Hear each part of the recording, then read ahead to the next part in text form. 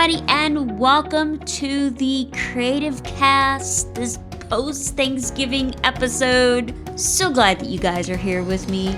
I hope that everyone had a wonderful holiday full of family and food and fun and great memories and all that kind of good stuff. I know that we did. We had a house full of family. It was wonderful to have most of the family together this year. Lots of kids, lots of food, all that kind of good stuff.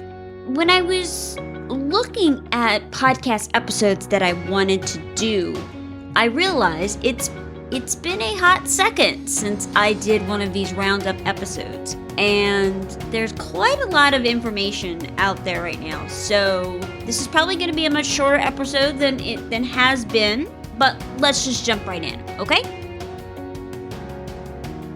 So first up is BuzzSprout and their dynamic content tool. Now, dynamic ads is one of the topics that I get asked about all the time from ladies who are trying to monetize their shows. You know, there's lots of options out there. There's Patreon, there's baked in ads, there's dynamic ads, there's all these different things out there on ways to monetize your podcast, because making a podcast is work and time and there's expenses with it. They're not free to do. They have some expenses associated with them. So with dynamic ads or dynamic ad insertion, some of these types of programs have a high download requirement. Now, my beloved Libsyn is one of these. They have a podcast advertising program, but the caveat to this is basically you need to have 5,000 US-based downloads within 30 days of release. Now, for some podcasters, that's not an issue at all. But for some new or still up and coming, they haven't reached that threshold yet, that's a lot of downloads for them. But there is an alternative out there for you, and it's a pretty good one. The dynamic content tool over at BuzzSprout, they let you easily add and remove short pre-roll or your intro, or post-roll, which is your outro. They allow you to add and remove this content to your podcast episodes. Now, you can set this up to automatically add the content to new episodes, and basically with the click of a button to apply it to all of your existing episodes. You don't have to go back through and change out the ad and resave it and do all of the post-production things that are required to do that. Now, the really cool feature here, the thing that I absolutely love, is that it is non-destructive. So if you're going to swap these things out, you're not going to lose it, because you can swap out the pre and post roll files at any time and update all of your past episodes, because the clips don't stack on top of each other. So when you make changes, the old content gets removed and the new content gets added, but the old content gets stored in your dynamic content library and can be reassigned at any time. So you're not really losing those files. They're not being destroyed in any way. Now, this tool is very similar to a tool called dynamic ad insertion that is used to swap ads, sponsorships, and podcast episodes.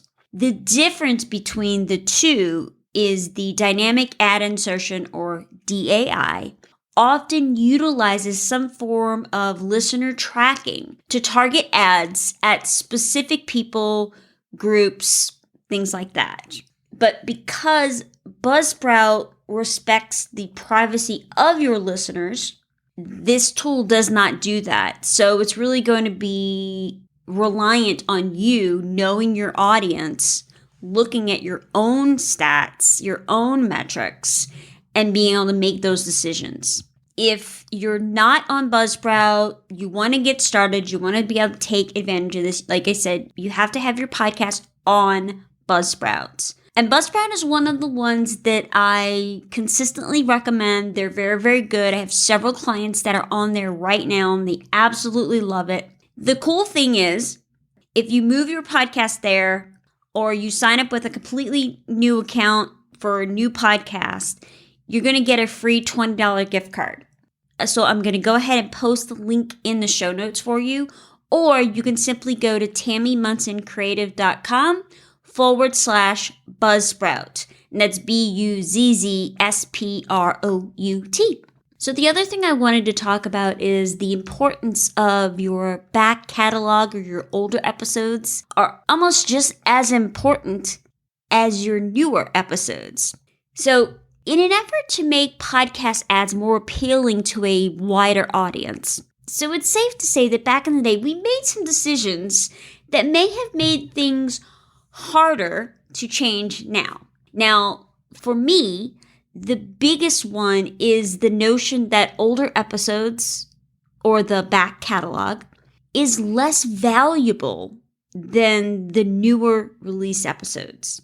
If you're a first-time listener and you decide to listen to the first season of the Creative Cast today, if I had an ad for, let's say, Call Creatives on episode 1, would that ad be any less effective than if you heard the same ad on the latest episode? No. It's not important when the episode came out, but rather when the listener decided to listen to it. Because most of our culture and society has moved towards binge watching. We do that on Netflix. The whole season gets released and we watch the whole thing in like 2.5 days. And listening content is starting to follow that same trend, with many people waiting until an entire season is done or a series is done, and then they just catch up on all the episodes in a row. As a podcaster, ask yourself why a new listener starting at episode 1 today should be any less valuable to a new listener starting a newer episode. They're still listening. They're still downloading. There's still going to be content that they can take away from that. So something to think about there. Now, some good news I heard from Apple. It seems that Apple Podcasts has brought back their refresh feed button. Personally, as a producer and editor, I absolutely love this.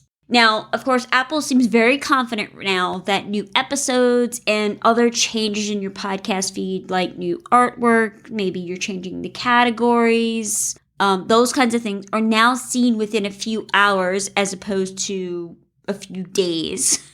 They were having lots of issues. But they also did restore the ability to refresh a feed faster within Apple Podcast Connect. If this is something that you need to do, you want to do for whatever reason, you just log into Apple Podcast Connect, click refresh feed, and it should do that within a few hours for you. Now, I've got a big question for y'all. Have you downloaded my new 2021 gift guide?